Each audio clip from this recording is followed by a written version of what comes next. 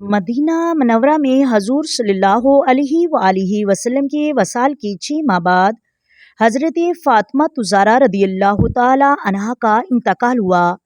آپ رضی اللہ تعالی عنہا کا جب جنازہ اٹھایا تو مسجد نبوی سے ایک شخص اپنی داڑھی مبارک سے آنسو پونچھتا ہوا نکلا تو حضرت ابوبکر صدیق رضی اللہ تعالی عنہ نے ان کو روکا اور پوچھا، اے نبی پاک کے چچا حضرت عباس، آپ روتے کیوں ہو؟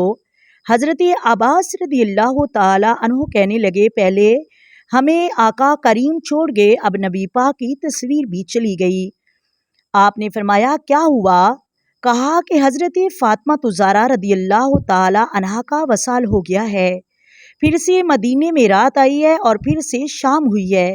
جب جنازہ پڑھ کر باہر نکلے تو حضرت علی رضی اللہ تعالی عنہ کی آنکھوں سے آنسو تھے۔ کسی نے کہا کہ علی روتی کیوں ہو؟